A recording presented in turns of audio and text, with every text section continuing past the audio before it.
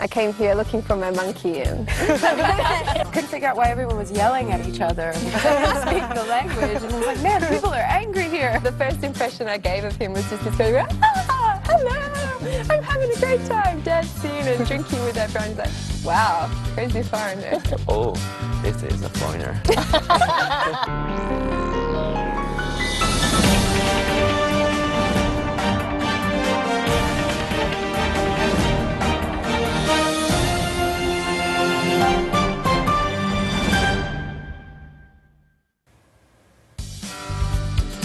Hello and welcome to this edition of Crossover. I'm Yi Shu in Beijing. Since China's opening up nearly 40 years ago, more and more foreigners have been coming to China to travel, to study, and to work. And some have even chosen to stay. And in recent years, more foreign women are coming to settle down in China and even find love. Today, I'm having a girls' talk with my 3 foreign wives in China. But before I introduce them, let's take a look at this.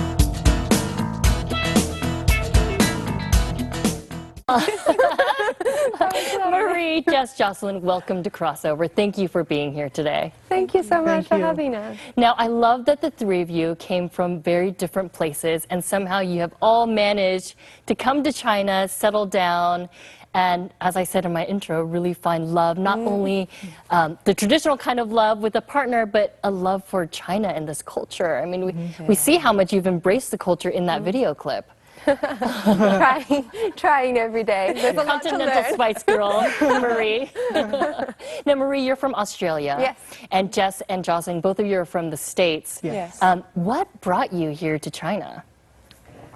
I mean, it's far away. It is. I moved over here just because of a friend I was dating at the time, moved to China, and he was telling me all about how amazing it was, and I just needed to go and have a look, so I came over. So you came here with one guy, and then you stayed here for another guy. And have there been many men in between? There were a few things in between as well, but yes, yeah. I ended up just sort of China gets under your skin, I think. We were talking about that. We were. You know, it's interesting because Jess and I, we both sort of, we had the same kind of life story. Like, I didn't have any obvious connection to China at all. But interestingly, my university actually hosts one of these Teach in China programs. It's called Appalachians Abroad. The more I thought about it, I thought, oh, you know, this might be interesting. I'd read about Taoism when I was in high school. I was kind of interested in that. And I'm a vegan, so, you know, tofu, soy milk, those are like my staples, and I mean, there's lots of that in China. Both of you have been here for over 10 years, 18 years and about 15 years for you. You went back to the States for a period of time there. Marie, you've only been in China for 5 years. Yes. Tell me, how did you get here? It sounds like I'm going to be here for longer. Well, I like to joke and say that I came here because when I was little, I liked to watch Monkey Magic, which is a show, you know, you must know. You don't know Monkey It's an Magic? Australian show? No, it's based on a Chinese book. Oh, the Monkey Journey King. to the West. Yeah, Right, the Monkey King. Yeah. Right. So that's my earliest memory of China, is watching that show. And so I like to The say, acrobatics. oh, and Pigsy with his ears and his nose and everything. It was very funny show. So I like to say, yeah, I came here looking for my monkey. And when I finished university, I started traveling around Southeast Asia. and I got to China, and I haven't left. You got stuck. I got stuck here. Thank you, King. Where are you? What happened? Yeah, King happened. My husband. Yeah, pretty much. You talked about how coming to China, all of a sudden, it felt comfortable. Oh, it How wasn't was it- comfortable. No, it wasn't. I mean, tell me, what was it like when you first got here? It was incredibly different than I was living in New York City, and when I came to Beijing, it was like going to the moon. It was so foreign to me. I couldn't figure out why everyone was yelling at each other because I didn't speak the language, and I was like, man, people are angry here. So it really just stimulated me, and at the same time frustrated me so much. It really made me have to look at myself and really understand who I was and what I wanted, and how much of it was American culture and how much of it was me. I love it. I hate it. I love it. I hate it. Well, because it's a place of extremes. Yeah. Yeah. Yeah, I feel the same, kind of the same way. It's like that first year, I was just going through incredible culture shock. Right after that year, it was just everything. I started to learn the language, and just so much about that was like Jess was saying, was kind of stimulating, very energizing. We can get away with almost anything because we can just play the foreigner card, right? Yes. Yeah. Well, That may not be so true any longer. So tell me, along this path, you've met King and Gao Fang, and your husband's name is Jun Yu. Jun Yu. Yes. Tell me, how did you meet these partners in your life? That's yeah. Okay. Marie. Well, it's a little bit embarrassing. We met in a bar. And so in that little bar, everybody wanted to drink with me, and I just thought it was the polite thing to do. Like if somebody comes up to you with a glass and goes, cheers, I'm like, oh, okay, then I better drink it, right? And Drink the whole glass, right? I didn't want to offend anybody, and by the end of the night, when King finally got there, I was already very happy. You're feeling very friendly. I think, the first impression I gave of him was just this very, hello, I'm having a great time dancing and drinking with everyone. He's like, wow, crazy foreigner. Well, I'm sure you made a very good impression. Maybe later. At least he wouldn't forget you. Exactly. Yeah. Jess, what about for you? I was looking for a bass player for one of my projects that I was doing, and I asked Gao Fang to come and play bass for me. So we were playing music together a lot, and he is also a composer and was feeling my compositions so deeply. So yeah, it was a nice way to A connect. real strong connection, right? Yeah, Wow. yeah. Stuff. It just didn't surprise me at all that I would be with someone from Beijing, because I had been in Beijing for so long by then. It would have been 15 years. It was like I was already married to Beijing, or something. I love that, right? Right, I sort of sealed the deal with marrying my husband. And now you're stuck too. Yeah. But you're right. I mean, of course you're going to be with somebody who can understand that experience and that part of you, because it was Yeah. such a profound and significant part of your life. Coming here where I was really different and Yes. really strange. We're a But country that celebrates strangeness. yeah. Yes. Yeah. Very much. And it made me appreciate myself. Right, and you could define yourself. You could redefine yourself if you Yes. want to. Yes. We're talking about cross-cultural love and marriage here on Crossover today. Please stay with us. They all loved me. They thought, wow, she can drink. Good. Number one of the list. And the last thing she and my father said will be, oh, do your housework, clean the room, cook for her, blah, blah, blah, blah. Take care of your wife. Yes. But like for me, when I feel something and I want something to change, I'm like, roar, roar, roar, roar, roar. 会爱情，怎么会有沧桑？所以我们还是年轻的模样。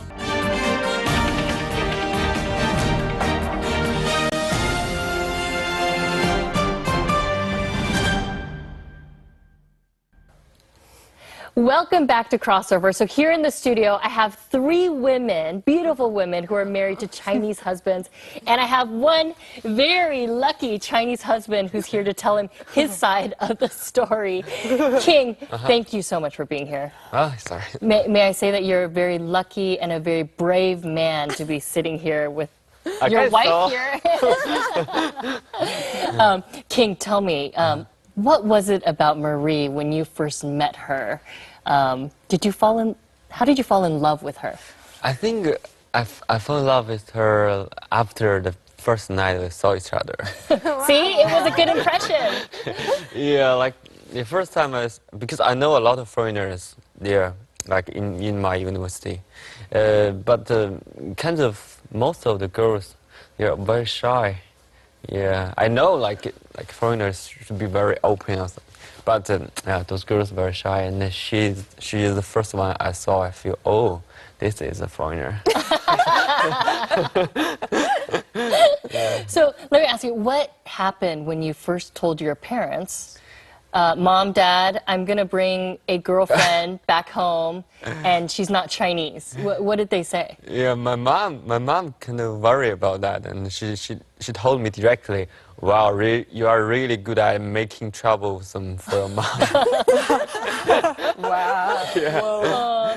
She thought it would be difficult for her. Yeah, because my mom, how to say, my mom like lived in the village for all her lifetime, and she didn't see any foreigner before, and now she got a kind of like a girl in the family. She very Wow. nervous. Yeah. Marie, what was it like meeting King's mom for the first time? Oh, she's And so Dad. sweet. The first time we went back to his village, wow, that was just crazy, you know. And we just got surrounded by all these people, and I looked out, I'm like, oh my God, King's family's so big. How am I going to remember all these people? There must have been at least 50, 60 people Yeah, there. yeah, Or yeah. Wow. something. So as soon as we got there and the car door opened, and King just kind of left me be because I guess he was busy talking with everybody and I couldn't understand. And I just remember this woman grabbed my hand and pulled me into this house and sat me down with a table of men, and they all started to drink with me. And Drinking again. and it was all, they don't have cups there, so they use rice bowls, which quite large rice bowls, and they're Yeah. just drinking their homemade rice wine, which is really strong, maybe 60% or something. Yeah. Quite strong. And so at that table, I start to understand, okay, this is King's dad. Everybody else are uncles. It's like, okay, uncle, cheers, cheers. And maybe after a couple hours, they all loved me. They thought, wow, she can drink. Good. Number one of the list checked off. Ah, she can drink. Okay. And they, even though we couldn't talk, they could see that I was willing to be friends with them, and I was trying my best. My mom, more than that, my mom feel guilty. Guilty? Yeah, For guilty what? for her. Like she think we should give her a lot, and we didn't give her Enough. And yeah, the family is not very supportive. So every time. You mean the family's Financially. not financially supportive? Yeah. So my mom call every time when she call me. The first question is, "How is Marie?" And the last thing she and my father said will be, "Oh, do your housework, clean the room, cook for her, blah blah blah blah." Take care of your wife. Yes, all the time. Don't make her upset. Yeah. Mom said, "I know you are tired, but your job cannot compare to like farmers, so you still can do something at home." Now, Jess, I want to hear your story, but before we hear yours, we're going to hear it from your parents. I believe your mother-in-law. Let's take a Oh, look. wow. 真是一点没想到，一点觉得都没有想到。挺不靠谱的。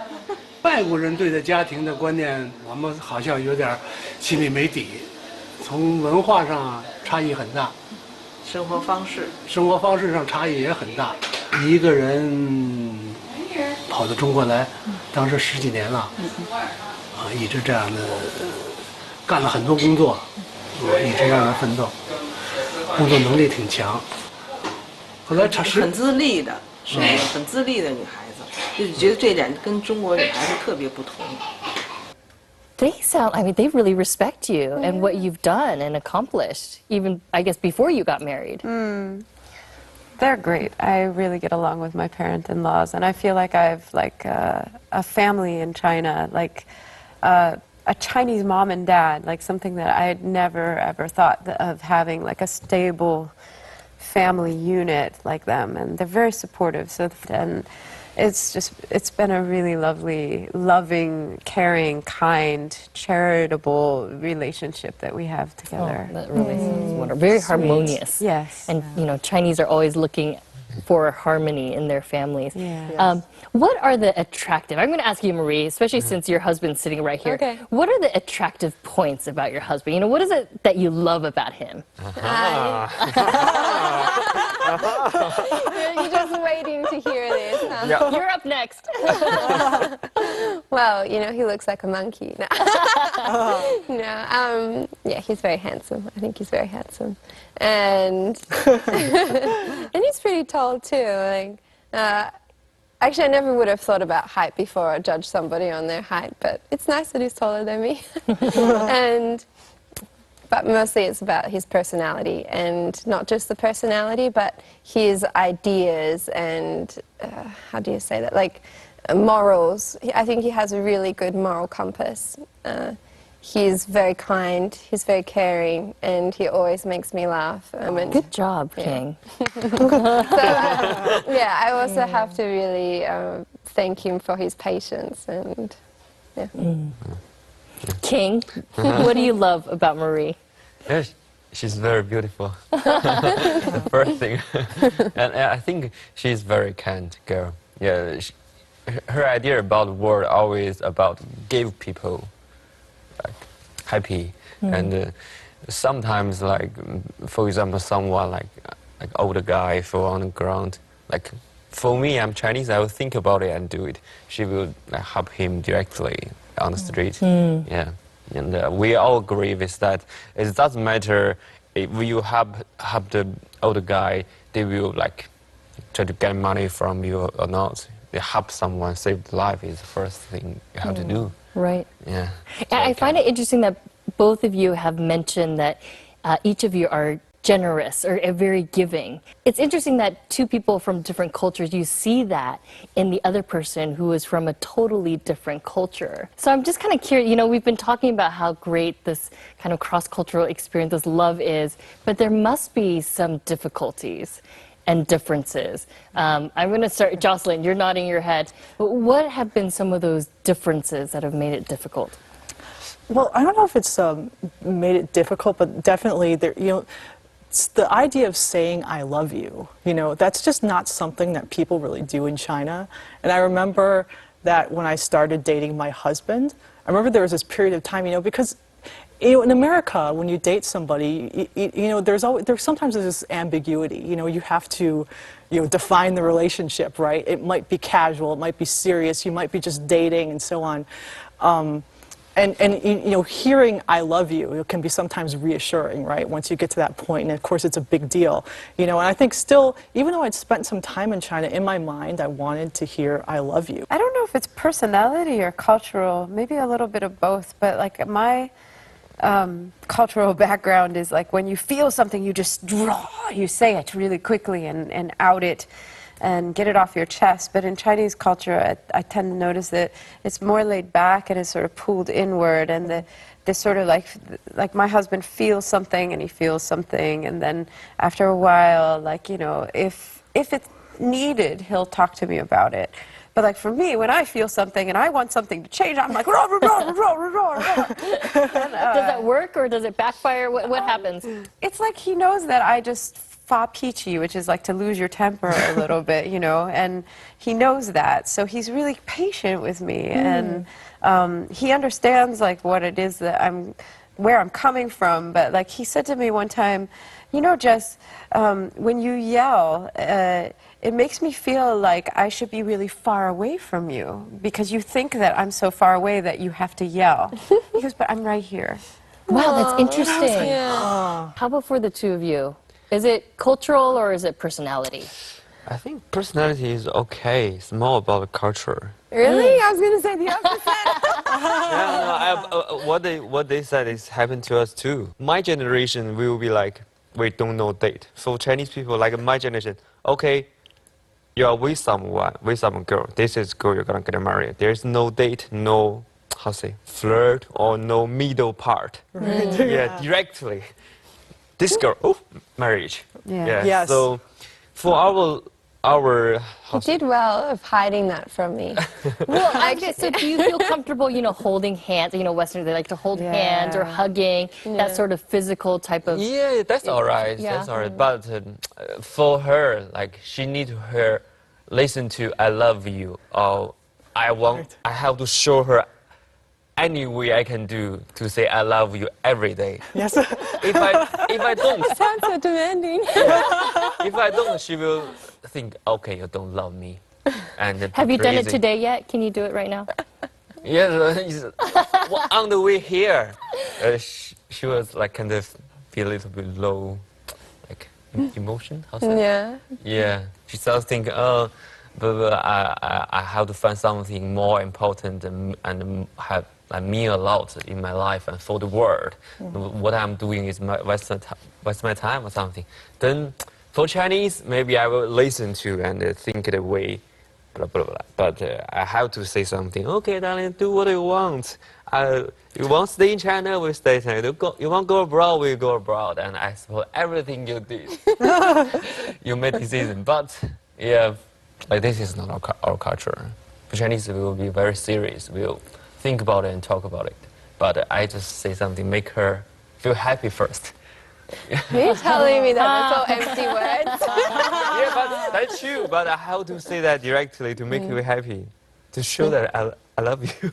Aw, he said it. Aw. On TV. Well, you were saying you think it's more personality and not... Yeah, I think, I don't know, I feel like both of us are very open-minded people and also very flexible. So, and sometimes I think we kind of take into account the cultural differences so much that it sort of prevents arguments or problems. Because if, for instance, he does something that I didn't quite feel comfortable with or happy about, or vice versa, we kind of take a pause and then we ask the person, why did you do that? Because I'm very meticulous and very slow.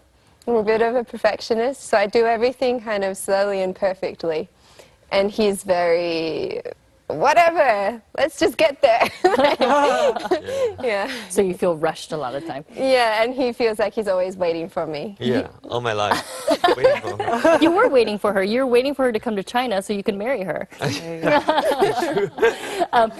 Something that you said just really struck me. The fact that when there's a difference, you take pause. You're almost taking pause to understand why that other person would be thinking that way. And you do that because it's maybe of a different culture. I mean, I think couples, regardless of if they're a mixed race couple or, both from the same culture, we should all do that. I mean, that's something that anybody can learn from. And it seems to work for both of you. You work together, you MC, you perform together. I know, Jess, you perform with your husband as well. Yeah. And I know you've prepared a song to sing to us today in the studio too, yeah? Yeah. What are you going to sing? Because of love. Because of love. Yeah. All right, we're looking forward to that. Okay, Jess, Jocelyn, we're going to hear them perform. Great. Yeah.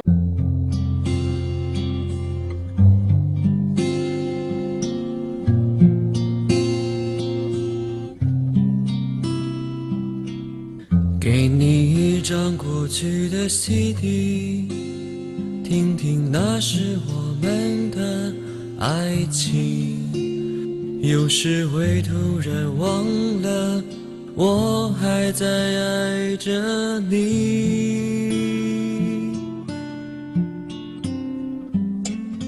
再唱不出那样的歌曲，听到都会红着脸躲避。虽然会经常忘了，我依然爱着你。因为爱情不会记忆悲伤，所以一切都是幸福的模样。因为爱情简单的生长，依然随时可以为你疯狂。因为爱情怎么会有沧桑？所以我们还是年轻的模样。因为爱情在那个地方，依然还有人在那里游荡，人来人往。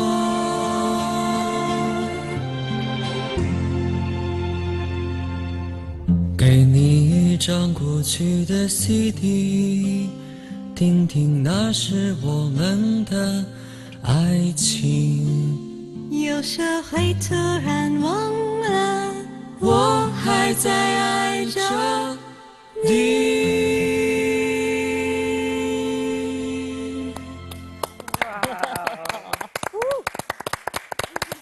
If they do get married, how much money do you want? My mom was like, wow, you're so lucky that you have, you know, Fang's parents there to help you. You ever heard about the Shanghai husbands? Like, they are supposed to be the best husbands in the world. Any ladies watching out there, if you don't want to cook and perhaps you don't like to clean, maybe you need a Chinese husband.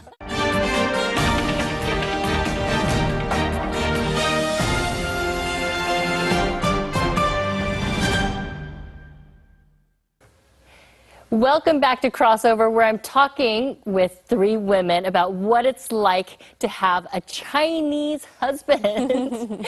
You know, before the break, we talked about what it was like to meet your parents-in-law for the very first time. Now, I'm curious, you know, the 2 of you are from the United States, you're from Australia. What was it like when the families met the first time? Marie, you're Okay. you seem excited to tell something. Oh, it was just, it's kind of funny because the first time they met, my parents came to China just to visit me, and also my brother and sister. So the 4 of them came, and it was just for travel, just for fun and to see me. We all got there with just this feeling of travel and having fun, and whereas for King's family, it was completely different. For them, they're thinking, this is it, this is our moment, like, so the parents are coming, we have to, you know, make right, because for them, they thought, they're going to get married and, like, they're going to come here and judge us, we have to right, because there is a big cultural difference. When the parents meet each other for the first time, actually, when they meet each other, it is a very big deal. You're basically going to seal the agreement of the marriage, right? Yeah. I remember, like, after the first day, you know, met everybody and everything, and then the second day, things quietened down, and that was the moment we were all sitting down, we just finished our meal, and then I think it was King's mum turned and asked my dad, so, do you agree for them to get married? At that time, I think it was still King was translating, and when he said that, like, including myself, we were all like, what? We all looked a little bit awkward and embarrassed, and then my dad just said, it's not up to me, it's up to her, that whatever she wants to do, we support her, we agree with that. And that's when King's mum and dad both looked at each other like, oh, that's good. And so then they're looking at me. I'm not ready yet. I don't know. Early days. And, yeah, it was, and then the next question was, so if they do get married, how much money do you want? Right, back to in the villages. I mean, this is still common practice. The husband-to-be's family would pay, as we said before, a certain amount of money. We were all just very confused. What did your dad say? I don't know what my dad, I think he probably said something like, I don't think you can put a price on a person, but in our culture, we don't accept money. He said, it's okay, we're not expecting any money or anything. Oh my God. How about for both of you, how do the parents get along with each other? Have they met? Because they were just, I think they were just so overwhelmed by the hospitality. You know, they just never expected, like, things like, you know, the way that my husband's family, like put them up in the hotel and paid for all that. You know, the way that they just made these lavish dinners. Like, my dad is this notoriously picky eater. You know, and we told his parents, oh, my dad eats this and this, he doesn't eat this and that. And they just went out of their way to make all these dishes that my dad would eat. They even bought them these gifts. They bought jade, like, pendants for, my dad and my uncles and aunts even, and my grandmother. They're just so overwhelmingly generous. And I think my dad and my uncle just never really expected that, just kind of generosity, just going out of their way to make them feel so welcome. Here in China, guests, the wedding is for the guests, it's for the family. Those are the people that you're really, you're really thinking about. I mean, I don't know about you girls, but I was on my feet practically the whole time. I think I had maybe Exhausted, five, right? I had maybe 5 minutes to eat. And I think I remember eating at midnight later that night. I was so exhausted and tired. I had to, sneak some food. I think both of you had to share a similar experience in terms of the wedding.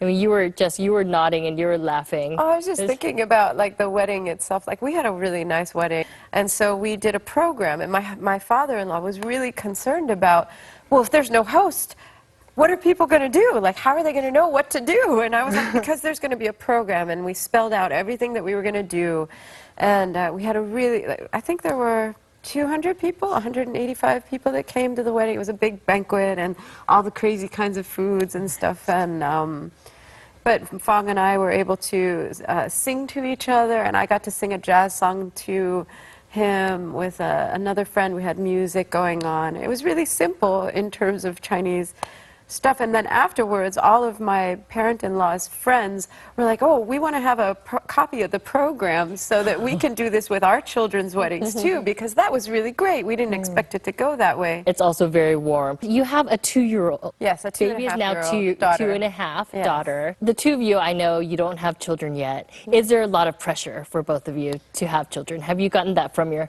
mean, Chinese parents are notorious for pressuring their kids about having grandchildren. They just want, I don't feel any pressure, but then I realize, like, when we go back, King's mum will always ask me or talk to me about having a baby, and she often says, don't think because we don't have a lot financially that don't make this the reason for not having a baby. Like, we will help you as much as we can. Also, you haven't probably reached that age where it's dangerous to have a baby, right? You're still young. So. Just tell me about raising a 2.5-year-old in your household. The grandparents are very involved. Yes, they're and very your husband involved. is very involved as well. Yes. We're both stay-at-home kind of parents, and then my husband is from Beijing, so Nai Nai and Ye Ye, the grandparents, live here in Beijing as well. So we, when we do have to work, we call them, and then they come over and they watch the babe. What's her name? Her name is Evie. Evie. Evie. I mean, it's really wonderful to have the support. My mom was like, wow, you're so lucky that you have, Fong's parents there to help you, because in the States, I wouldn't be able to do that for you. Well, Jess, I know you and Gaofang, you really connected over music, and you have a very musical household, and it seems like your daughter now is really enjoying music as well. Let's take a look at this clip of her, Jess with her child. Now is the time to let the light within you ray away.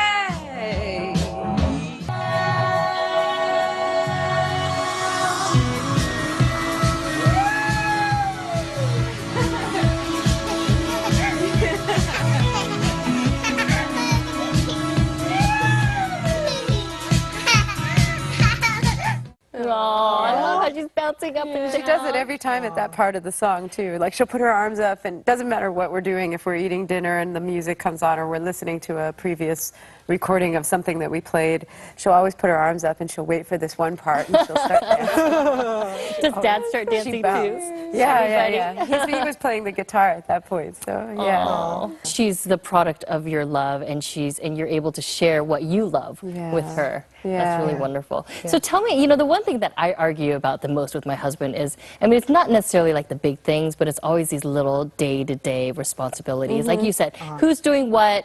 Today I have to go pick up the kids. Today I have to make breakfast. Who's going to deal with dinner? What is it? How do you guys divvy up the day-to-day responsibilities? Who does the cooking? Who does the cleaning? Jocelyn? Well, like at our house, I'm the cook, but my husband is the professional dishwasher. I have deadlines, and I feel like there's a stereotype that a lot of Chinese husbands, they won't cook, they won't clean. I mean, I've heard that stereotype a lot. But that's not true for like the Shanghai husbands. You ever heard about the Shanghai husbands? Like they are supposed to be the best husbands in the world because they can, they could cook and clean and help around the house. And, they love to brag about their wives. Right, and King in the last segment, he was saying that he'll do whatever you need to please you. He says he cooks and he cleans. Is that true? It's very true, and it's really bad because I think the longer we're together, the lazier I'm getting. That's true He for does me as everything. well. Really? So your husbands are really spoiling you? Yes. You've said before that yes. Feng is an He's extraordinary an amazing cook. He's an amazing cook, and so that's his duty. Like every meal, he cooks, and so I've become very unable to cook. So when he's not around, if he has something that he has to go and do, or I'm stuck in, I'm like, what am I gonna make? And I end up making like tuna fish pasta. For my daughter. Okay, so any ladies watching out there, if you don't want to cook and perhaps you don't like to clean, maybe you need a Chinese husband. Well, let's take a look at Feng. He's cooking. Let's take a look at a clip of him cooking.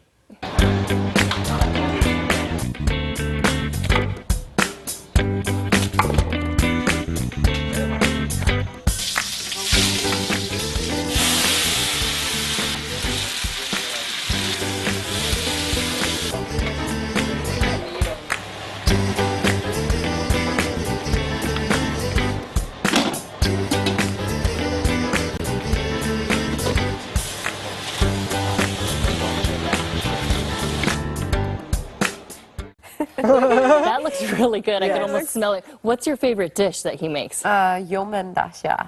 It's like a shrimp dish. Yeah, really amazing. I could see why it's difficult for you to go back to the States and find good Chinese food. Yeah, I know what you mean. Like whenever I go back to the U.S., if I don't have like rice, I'm so used to like eating white rice that I just feel like I'm missing something from my diet. Like I'm just so accustomed to that. All right, well, it's time for a short break, but when we come back, we're going to talk more about cross-cultural marriages. Please stay with us. Beijing, baby, you're in my heart, you're in my soul, you're in my bones. I'm moving to China for good. This is going to be my home for the rest of my life. Now is the time to let the light within the ray away.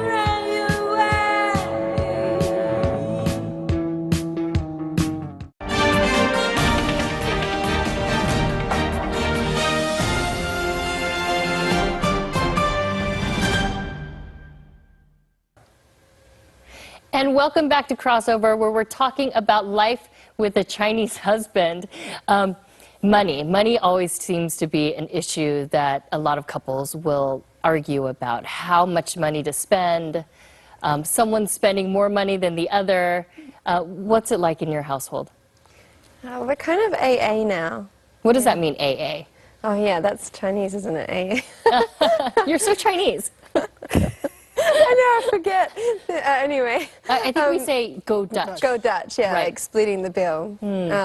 It's very sort of free and relaxed, but we're still renting, so the rent we split in the middle. We pay half each. Okay. And, if I go back to his hometown, then, our tickets and this, we pay half each. When I brought it up with him, the AA thing, it took him about a day to get used to the idea. Well, a day's not that long. Yeah, he's got a good temperament. But yeah, when I first said it to him, I was like, he wasn't chuffed by the idea. He went into his little cave. He was sulking about it, and he's thinking, how could someone want to do this? Like, she's my partner. Her money is my money. My money is her money. Like, and he sort of felt like it was very selfish and like, sort of, I guess, a way of like breaking the trust or the bond. Yeah, Okay. breaking some kind of the bond.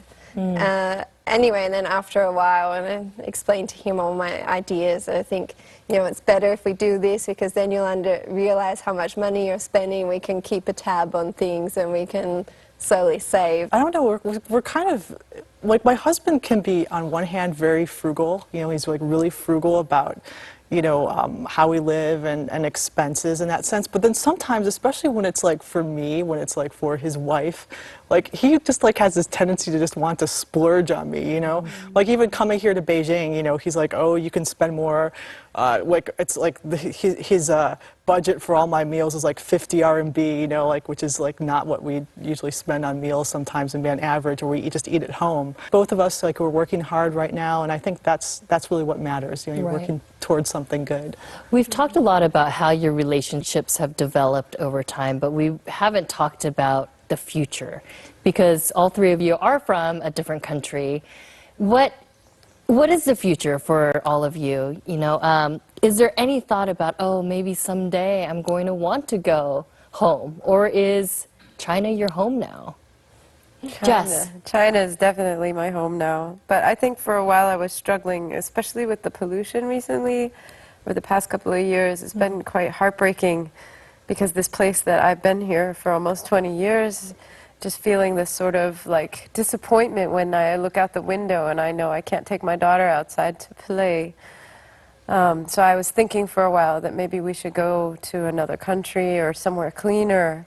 And then I realized that no matter how much I want to move to somewhere else just for the pollution reasons, to be in a cleaner environment, it's Beijing, Beijing, baby, you're in my heart, you're in my soul, you're in my bones, you're my family, this is where we are. So I don't really foresee us leaving anytime soon. I'm a lifer. Jocelyn? Well, me too. I mean, it's kind of interesting that, in November 2013, that was when my husband and I moved back here from the US. And I was telling my friends, I'm moving to China for good. This is going to be my home for the rest of my life. My husband and I had spent nearly 8 years in the US, so we've done the abroad thing. We've seen what it was like, and it was terrible for us. It just did not work out at all. And we both know that, China is the place to be. And gosh, for us, Hangzhou is it. Yeah, I think the longer I stay here, the more I'm feeling that way too. I still really want to travel. I don't think I'm ready to put my feet down yet. But after a few more years, when we're ready to have a family, I think if we could find a way where we could spend half our time in Australia and half our time in China, that would be perfect for me. Yeah. All right. Well, we went into this interview and I was thinking that there would be all of these stories about cultural differences and some difficulties in the relationship.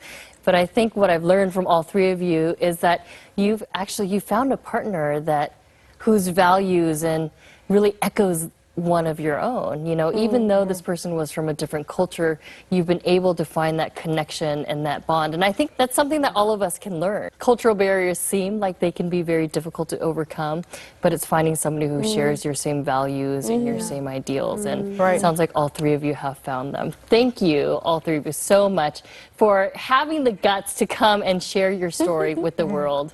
I really appreciate it. Oh, thank you It's so a much. pleasure. And thank you to our viewers for tuning in today. But don't go away, because Jess and her husband Gao Feng have prepared a song especially for us here in the studio. So stay with us for that. But thank you so much for tuning in with us today. We'll see you next weekend on Crossover, and bye for now.